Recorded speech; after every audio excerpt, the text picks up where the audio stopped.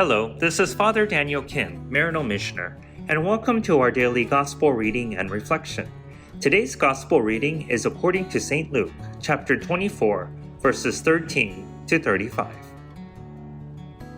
That very day, the first day of the week, two of Jesus' disciples were going to a village 7 miles from Jerusalem called Emmaus, and they were conversing about all the things that had occurred. And it happened that while they were conversing and debating, Jesus himself drew near and walked with them, but their eyes were prevented from recognizing him. He asked them, "What are you discussing as you walk along?" They stopped, looking downcast. One of them, named Cleopas, said to him in reply, "Are you the only visitor to Jerusalem who does not know of the things that have taken place in these days?" There he replied to them, "What sort of things?" They said to him, "The things that happened to Jesus the Nazarene, who was a prophet mighty in deed and word before God and all the people, how our chief priests and rulers both handed him over to a sentence of death and crucified him. But we were hoping that he would be the one to redeem Israel. And besides all this, it is now the third day since this took place. Some women from our group, however, have astounded us. They were at the tomb early in the morning and did not find his body. They came back and reported that they had indeed seen a vision of angels, who announced that he was alive.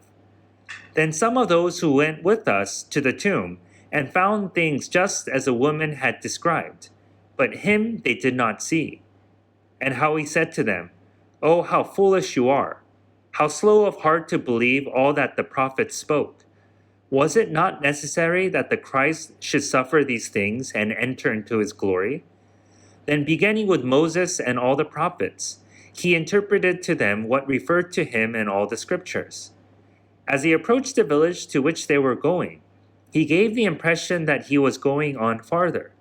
But they urged him, "Stay with us, for it is nearly evening and the day is almost over." So he went to stay with them. And it happened that, while he was with them at table, he took bread, said the blessing, broke it, and gave it to them. With that their eyes were opened and they recognized him, but he vanished from their sight.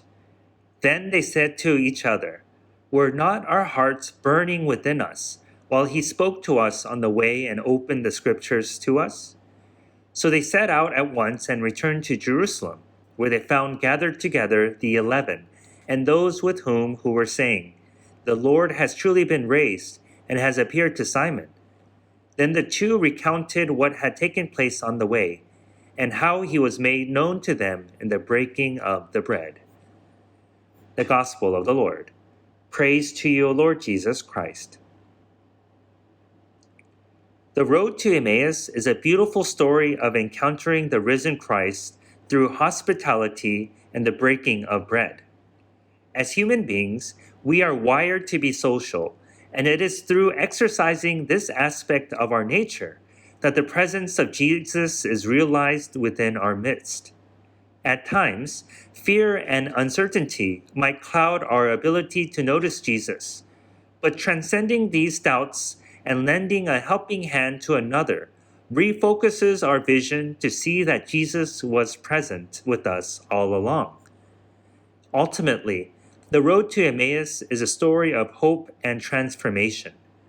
The disciples began their journey dejected and confused, but through their encounter with Jesus, they were filled with hope and their faith was restored. This story reminds us that no matter how lost or confused we may feel, God is always with us.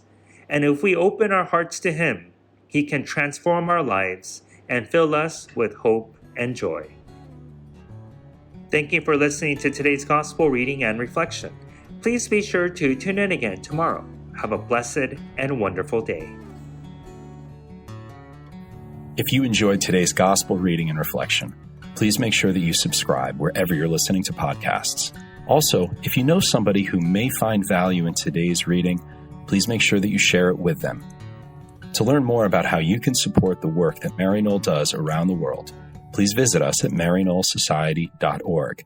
And if you're interested in subscribing to our online magazine, please feel free to visit us at maryknollmagazine.org. Thank you once again for spending your time with us today, and God bless.